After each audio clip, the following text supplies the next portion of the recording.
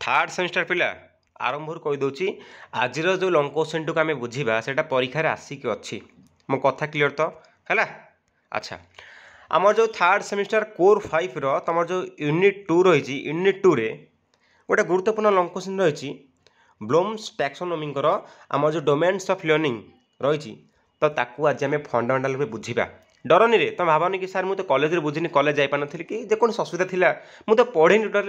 किसी असुविधा नहीं आज मुझे क्लीयर करदेवी है से ब्लूम्स किए बा आम जो कौचे बेंजामिन ब्लूम्स ये किए ये डोमेन्स ऑफ लर्निंग ये कौन करते तीनो कैटेगोरी कौन थी कौन कौन सबू अच्छी ओडिया कहबी है बास टे फंडामेंटाल स्ट्रंग तुमको देखईदेली यहाँ है यहाँ अच्छी प्लान देखा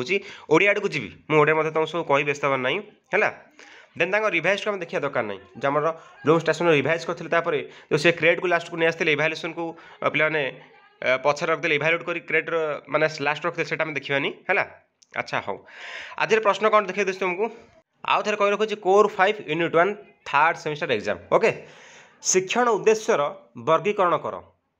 ज्ञानात्मक परिसर आलोचना कर तुम तीनो परिसर रही गोटे ज्ञानात्मक जोटा आम कहे कग्निटिव डोमेन आउटे भावात्मक जोटा आम कहे अफेक्टिव डोमेन आउटे रही मनोकारक है जोटा आम कहे साइकोमोटर डोमेन साइकोमोटर ठीक अच्छे ये पे लिखा स्थल देखनी। अच्छा हाँ तो ये तीनो परिसर पे किए आनिले सब आम फंडामेंटाल बुझा कि माने बहादुर कथा ना भावनी कौन सारे मुझे बुझीपारे डरी जाऊँगी आज तो क्लास कर परीक्षा आसला जमी क्लास कर पढ़ो से पढ़ है। अच्छा हाँ देखा आम टे आ पछ को जा ये ओडिया दे फास्ट देखीदे कि जो बीएम ब्लूम आम जो कहे बीएस ब्लूम सॉरी ये जो बीएस ब्लूम किए पे किए ना बेंजामिन ब्लूम है जानी था टैक्सनो कौन टैक्सोनॉमी पे ये स्पेलिंग भूल अच्छे है TAXONOMY हम टैक्सोनॉमी है ऑफ एजुकेशनल ऑब्जेक्टिव गोटे पुस्तक थिला है ब्लूम्सकर पे मन रख कार ना ब्लूम्सकर बा Benjamin ब्लूमकर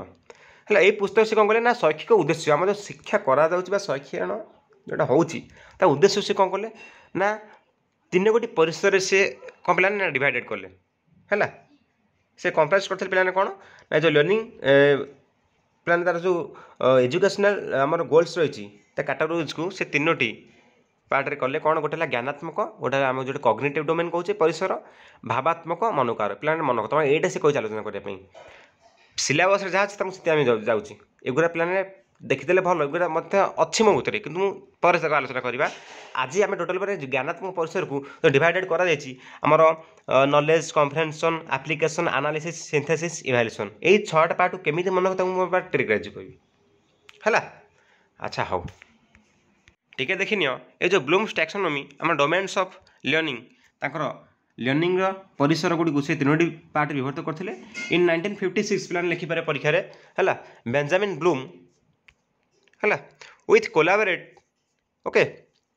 कोलाबोरेटर्स published a framework for categorizing educational goals which comprise 3 learning domain कौन कौन पिलाने गोटे कग्निटिव गोटे अफेक्टिव और साइकोमोटर आम कहे ज्ञानात्मक भावात्मक मनोकार है। अच्छा हाँ ये जो कग्निटिव आम कौन कहे पे मतरे फास्ट आस नॉलेज आसो 6टा प्लान 1 2 3 4 5 6 कौन कौन नॉलेज तो जो ज्ञान पर कौन आसी पे ना कम्प्रिहेंशन है कौन ना बोध शक्ति आसला मन रखा पे आसला तापर से अप्लाय कला है एप्लिकेशन पे आसला से एनालिसिस कला है विश्लेषण कला तापर सिंथेसिस कला है सिंथेसिस पर कौन आसची माने संश्लेषण कहले सबने बुझी जाए खेलटा कौन से बुझी जाए से माने सिंथेसिस कला तापर इवैल्यूएशन कला जोटा हम कहे मूल्यांकन लास्ट को रहा क्लीयर तो आम कग्निटिव डोमेन ने बा ज्ञानात्मक परिसर कौन कौन जाऊँगी चलो एपटू देखा तुमको कौ पुस्तक जापार टैक्सोनॉमी ऑफ एजुकेशनल ऑब्जेक्टिव ये जो पुस्तक थिला ये से तीनो पार्ट को विभक्त कले यहीटा को आलोचना करा देख क्वेश्चन ने वेरी इंपोर्टेंट क्वेश्चन ज्ञानात्मक परिसर टी हेडिंग दे देकी लिखिदेव कग्निटिव डोमेन ब्रैकेट लिख देन लिखा ज्ञानात्मक परिसर में अंतर्भुक्त उद्देश्य गुड़िक शिक्षण विषय वस्तुर स्मरण रिकल है परिचयकरण रिकग्नाइजेशन एवं मानसिक दक्षता और कौशल बीएम ब्लूम ମାନସିକ ଦକ୍ଷତାର ଅଧିक्रम जोटा आम कहे हेरार्ची अनुसार यह एत लिखा दरकार नहीं टी लिखी लिखद 6 गोटी मुख्य श्रेणी विभक्त कर लिखले चलो रिकल रिकग्निशन हेरार्ची लिखले चलो कि असुविधा नहीं ये 6टी कौन कौन कौन कहले आम आपको ही आलोचना करार अच्छी यही 6टा मन रखा बाध्य पिला तुम बार बार कहूँ प्रथम मन रख ज्ञान ज्ञान आसला बोध बोधरू देवे आम ताक मनक देले गोटे जिनस को आम आसे प्रयोग करवा आप्लिकेसन है जोटा से कौन कहते रिभाइज से कहते जोटा आम से कहते आप्लाय कहते है तापर आनालिसिस से करते कौन रिभाइज जो 2001 से रिभाइज कर से जो आनालिसिस कौन कहते ना आनालाइज कहते है। अच्छा हाँ मुझे तुमको एत भर जाऊनी जी लिखा से मन रख क्लीयर तो बार बार कहूँ नॉलेज कम्प्रेhension ज्ञान बोध प्रयोग विश्लेषण संश्लेषण मूल्यांकन मूल्यांकन सदा लास्ट रही संश्लेषण मूल्यांकन पूर्वावस्थाटा ता पूर्वावस्थाटा विश्लेषण जब जन विश्लेषण करनी देन से संश्लेषण केमी कर गोटे विश्लेषण कर जानी है आनालिसिस कर जानी देन से सिंथेसिस केमी कर गोटे नूतन सृष्टि से केमी कर तेणु प्रथम तक विश्लेषण दरकार तापर संश्लेषण तापर मूल्यांकन सदा लास्ट को होता है क्लीयर तो इवाल्यूएशन सदा लास्ट को होता है क्लीयर तो है। अच्छा हाँ जापार ब्लूम्स किए पाने टैक्सोनॉमी आम डोमेन्स ऑफ लर्निंग देखुचे। अच्छा ज्ञान फास्ट गोटे हेडिंग दब ज्ञान दे आम कौन लिखा ना गोटे आलोचना करिया मुझे पे पढ़ुनी ज्ञान किसी लिखा कथा है आमर शिक्षण परिमाण लर्निंग आउटकम गुड़िक शिक्षार्थी आचरण भंगी उपस्थान कर आउटकम से कौन पाती देखिए पाने ये आम ज्ञान द्वारा उद्देश्य नंबर 1 2 एनकाटा देदेव है 3 देले चलो शब्दावली ज्ञान कौन पाने से एग्जाम्पल देला शब्दावली ज्ञान शिक्षार्थी निर्दिष्ट बाचनिक और अणबाचनिक संकेत गुड़िकर संज्ञा निरूपण करती चिन्हट करती है जोटा आम कह शब्दावली ज्ञान विशेषकर है। अच्छा हाँ ता संकेत गुड़िक आम कौन करिया संज्ञा निरूपण चिन्हट कर सेटा शब्दावली ज्ञान होगा जोटा कहे नॉलेज रे आ गए निर्दिष्ट घटना जनित केमी हो पाने फलाफल देखा है उद्देश्य देखिले फलाफल कौन ना शिक्षार्थी मैंने घटना घटित तारीख और या सहित संपूर्ण तो अन्य तथ्य घटना स्मरण करती ये नॉलेज जाऊँगी है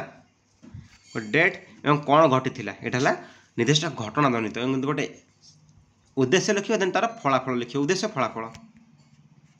क्लीयर तो आपको स्क्रीनशॉट नहीं पारे किसी असुविधा नहीं ठीक अच्छे। नेक्स्ट पेज को जा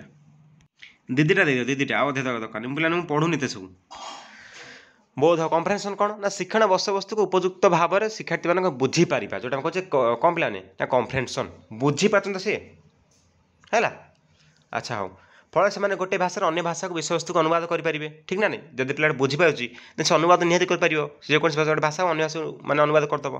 विषय वस्तुर व्याख्या करेंगे और भविष्य कार्य आकलन करेंगे ये सहित समस्त साधारण उद्देश्य निर्दिष्ट शिक्षण परिमाण देखा। अच्छा कौन आलोचना करागला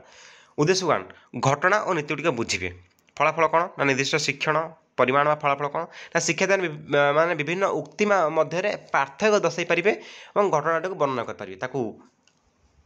कौन पिलाने एक्सप्लेन करा सहायक हो तार डिफरेन्स कौन रोचे ताको से कौन पिलाने दर्शाई पारे यहाँ घटना नीति गुड़िक बुझे तुम से पिलाने कौन आसला ना बोध शक्ति आसला कम्प्रेhension बुझा शक्ति विशेषकर है। अच्छा हाँ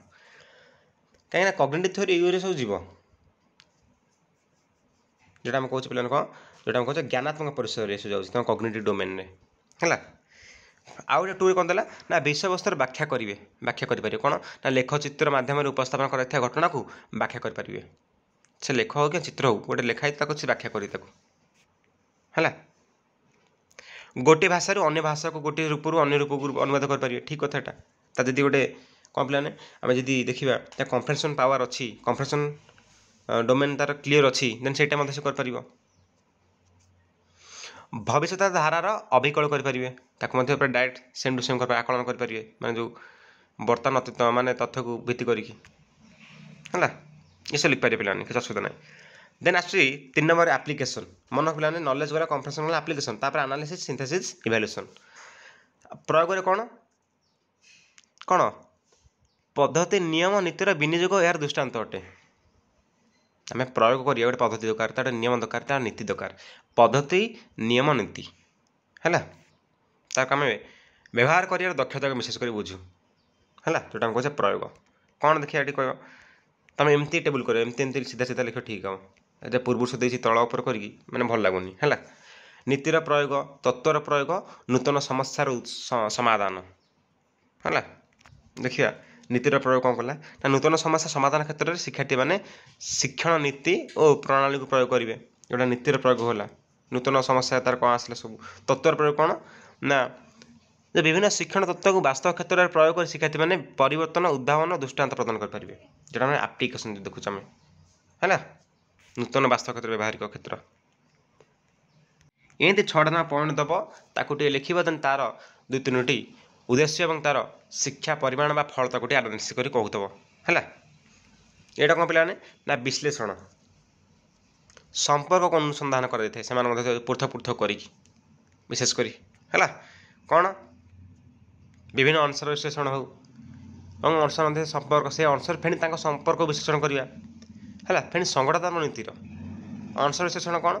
ନା ଲେଖଚିତ୍ର, ଚାର୍ଟ, ମାନଚିତ୍ର ଏ ଗୋଟେ ଅଂଶର ବିଶ୍ଳେଷଣ କରା ଗୋଟେ ତାକୁ ଗୋଟେ ଆନାଲିସିସ୍ କଲା ହେଲା। ନା ଏଇଟା ଆନାଲିସିସ୍ ଯାଉଛି ନା ଆନାଲିଜ୍